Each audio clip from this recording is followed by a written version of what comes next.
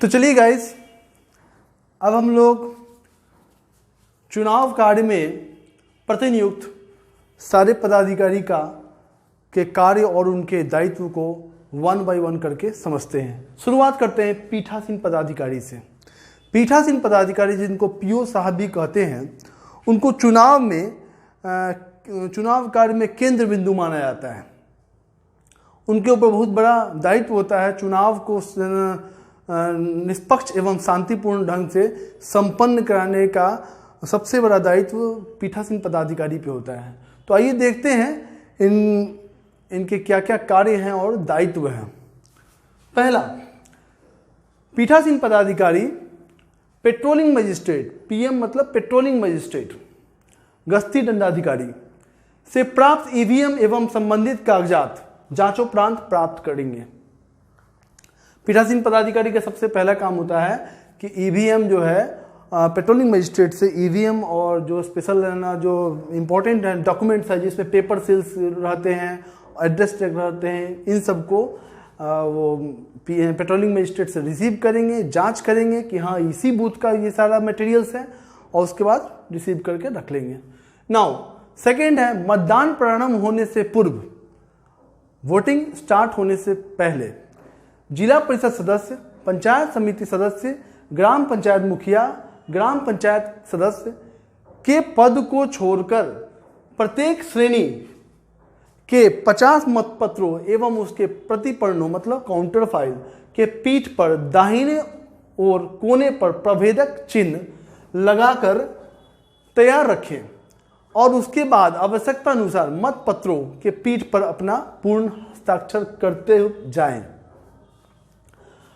Counter file पे PO साहब का हस्ताक्षर करने की जरूरत नहीं है। मतपत्र के बैक साइड में पीओ साहब अपना पूरा फुल सिग्नेचर करेंगे। काउंटर फाइल पे प्रतिपर्णों पे पीओ साहब की सिग्नेचर की कोई आवश्यकता नहीं है। ना पीओ साहब का यह सुनिश्चित करना है कि प्रभेदक चिन्ह सभी प्रतिपर्णों तथा मतपत्रों के पीठ पर लगा हो।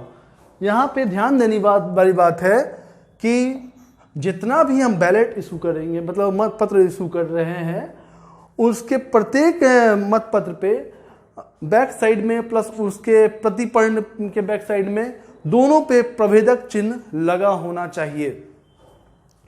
नाउ मतदान के समय मतदान की प्रक्रिया एवं गतिविधि पर नजर रखना। पीठासीन पदाधिकारी का यह भी एक महत्वपूर्ण कार्य है कि मतदान के समय मतदान की पूरी प्रक्रिया एवं उसकी गतिविधि पे उनका नजर हो।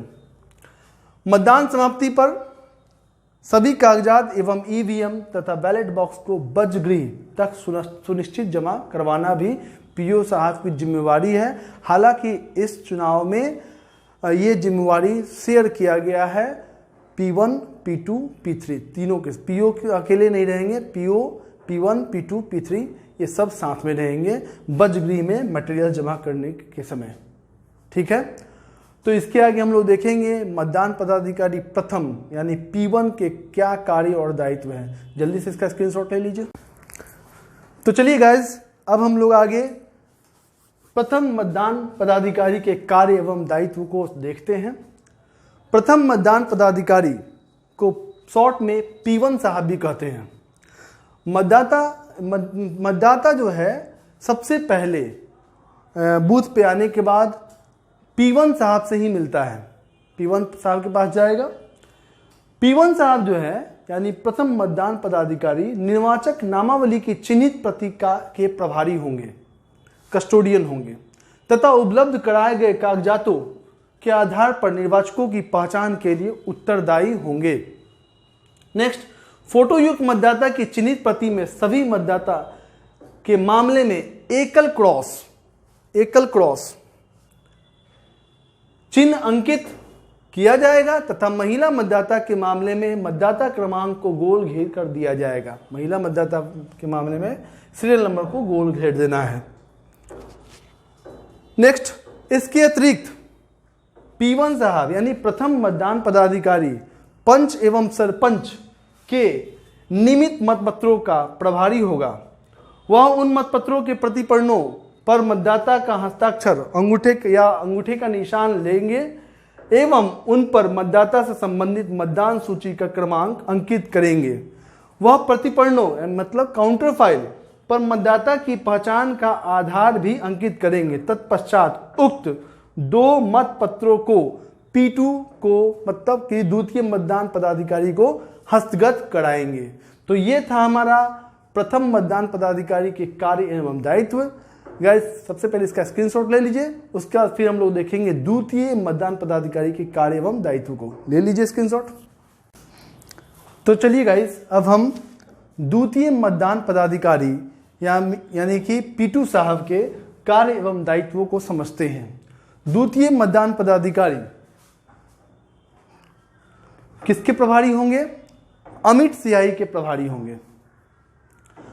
P2 साहब क्या करेंगे कि P1 प्रथम मतदान पदाधिकारी से ये संतुष्ट होने के बाद कि ये मतदाता इसी बूथ का है और सही है, वो मतदाता P2 साहब के पास आएगा और P2 साहब क्या करेंगे कि द्वितीय मतदान पदाधिकारी उस मतदाता के बाएं हाथ की तर्जनी का निरीक्षण करेंगे कि इस बाएं हाथ की तर्जनी पे कोई अमिट स्याही पहले से तो नहीं लगा हुआ है।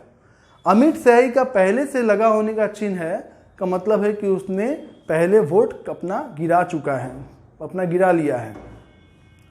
अगर उस पर कोई अमिट स्याही बाएं हाथ की तर्जनी पे कोई अमिट स्याही का चिन्ह नहीं है, संकेत नहीं है, तो P2 यानी कि द्वितीय मतदान पदाधिकारी उसके बाएं हाथ की तर्जनी पे अमिट स्याही कुछ इस प्रकार लगाएंगे कि वह त्वचा और नाखून के बीच रिज पर फैल जाए और तर्जनी पर स्पष्ट चिन्ह रह जाए। P2 जो है यानी द्वितीय मतदान पदाधिकारी वो अमिट स्याही के साथ साथ मतदाता रजिस्टर के भी प्रभारी होते हैं। P2 प्रत्येक निर्वाचक से उसे मत देने की अनुमति मिलने से पहले मतदाता रजिस्टर में हस्ताक्षर या अंगूठे का निशान प्राप्त करेंगे। तत्पश्चात उस मतदाता को मतदाता पर्ची निर्गत करेंगे। उसके बाद P2 P1 से प्राप्त 2 मतपत्रों को P3A को हस्तगत कराएंगे तथा मतदाता पर्ची मतदाता को उपलब्ध कराएंगे। तो ये था द्वितीय मतदान पदाधिकारी के कार्य एवं दायित्व। जल्दी से इसका स्क्रीनशॉट ले लीजिए, फिर उसके बाद हम लोग तृतीय मतदान पदाधिकारी के कार्य एवं दायित्व को भी देखेंगे। ले लीजिए। अब तृतीय मतदान पदाधिकारी के कार्य एवं दायित्व को हम लोग समझते हैं। तो गाइस जैसा कि पहले भी हम समझा चुके हैं कि इस बार पंचायत आम निर्वाचन 2021 में तृतीय मतदान पदाधिकारी की संख्या 3 होगी, जो इस प्रकार है P3A, P3B और P3C। तृतीय मतदान पदाधिकारी संख्या में 3 होंगे, P3A, P3B, P3C।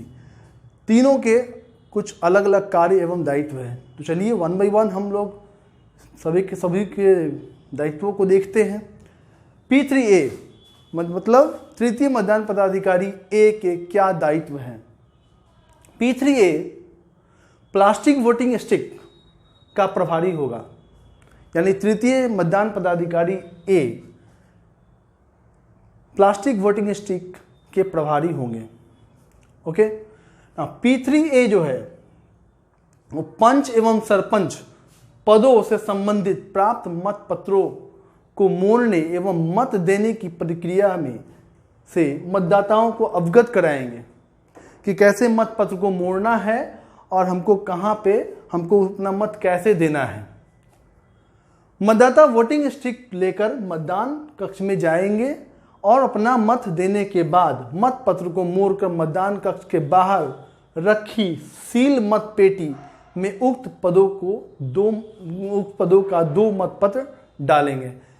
Now P3A ने क्या किया कि वोटिंग स्टिक का वो प्रभारी है, वोटिंग स्टिक मतदाता को दिया और साथ साथ ये भी समझा दिया कि आपको कैसे मत को देना है, वोट कैसे अपना कास्ट करना है, और साथ साथ ये भी बता दिया कि मत पत्र को कैसे फोल्ड करना है। पहले वर्टिकली फोल्ड करेंगे, उसका फिर हॉरिजॉन्टली फोल्ड करेंगे। ये अच्छा से समझा देने के बाद तब जो है P3A साहब यानी तृतीय मतदान पदाधिकारी ए साहब मतदाता को कहेंगे कि अब जाइए आप वोटिंग कंपार्टमेंट में और अपने आप जिसको वोट देना चाहते हैं उसको आप वोट गिरा दीजिए। तो पंच एवं सरपंच पदों के लिए P3A समझाएंगे मतदाता को। मतदाता जो है वोटिंग कंपार्टमेंट में जाएंगे और अपना मत जो है देने के बाद मोड़ के, जिस तरह से P3A साहब ने समझाया है उनको मतदाता को अपना वोट मत देने के बाद ठीक वैसे ही मोड़ के और अपना मत जो है मत सील किए गए जो मत पेटी है हमारा, जो कि कहाँ रखा होगा, P3C तृतीय मतदान पदाधिकारी C के पास रखा होगा, उसमें आके गिरा देगा। और साथ ही साथ यहाँ P3C को ये भी सुनिश्चित करना है कि वो अपना मत पत्र निश्चित तौर पे मत पेटी में डाल रहा है। तो इसको फिर हम चर्चा करेंगे इस पे। फिलहाल P3A के कार्य एवं दायित्वों को समझ लेते हैं। तो हम लोगों ने समझ लिया कि प्लास्टिक वोटिंग स्टिक का प्रभारी होगा, और दूसरा है कि पंच एवं सरपंच पदों से संबंधित मत पत्रों का भी को मोड़ने एवं कैसे मत डालना है उसकी प्रक्रिया से मतदाताओं को अवगत कराएगा। अब है बारी P3B की, यानी तृतीय मतदान पदाधिकारी B।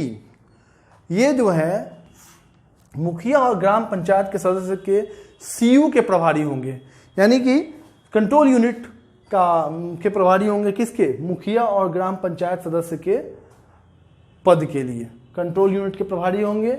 और ये P3B यानी कि तृतीय मतदान पदाधिकारी B, ये इन दो पदों के लिए मुखिया और ग्राम पंचायत के सदस्य पदों के लिए चूंकि CU के प्रभारी हैं तो ये बैलेट देंगे। और बैलेट जैसे ही इशू करेंगे तो क्या होगा कि हमारा CU का बिजी लैंप जल जाएगा और अंदर वोटिंग कंपार्टमेंट में रखा हुआ BU जो है उसका वो रेडी है ना लैंप उसका जल जाएगा। नाउ P3C क्या है, तो P3C तृतीय मतदान पदाधिकारी C, ये किसके प्रभारी होंगे, तो ये प्रभारी होंगे पंचायत समिति के सदस्य और जिला परिषद के सदस्य के कंट्रोल यूनिट के प्रभारी होंगे। क्लियर है, कंट्रोल यूनिट के प्रभारी हैं तो ये इन दो पदों के लिए यानी पंचायत समिति सदस्य और जिला परिषद के सदस्य के कंट्रोल यूनिट के प्रभारी होने के नाते इनको जब मतदाता आएगा वोट कास्ट करने तो अपना ये बैलेट वहाँ से कंट्रोल यूनिट से देंगे। बैलेट देने के बाद क्या होगा कि कंट्रोल यूनिट का बिजी लैंप जल जाएगा और अंदर वोटिंग कंपार्टमेंट में रखा हुआ बैलेट यूनिट BU का रेडी लैंप जल जाएगा। फिर उसका मतदाता अंदर जाएगा वोटिंग कंपार्टमेंट में और अपना जिस उम्मीदवार को वोट कास्ट करना चाहता है उसमें वो अपना प्रेस करेगा, दबाएगा, और प्रेस करने के बाद क्या होगा कि उसका वोट करना उसके बगल का जो तीर है जिस उम्मीदवार को उसने नीला बटन दबा के प्रेस किया है उसके बगल का है ना तीर का बल्ब जल जाएगा और बीप का साउंड प्रोड्यूस होगा।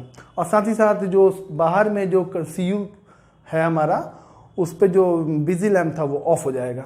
तो इसका मतलब हो गया कि बीप का साउंड का प्रोड्यूस होना और CU का बिजी लैंप का ऑफ होना ये शो कराता है, सुनिश्चित करता है कि वो है ना मतदाता ने अपना वोट कास्ट कर लिया है। ना P3C की दूसरी भी रिस्पॉन्सिबिलिटी है।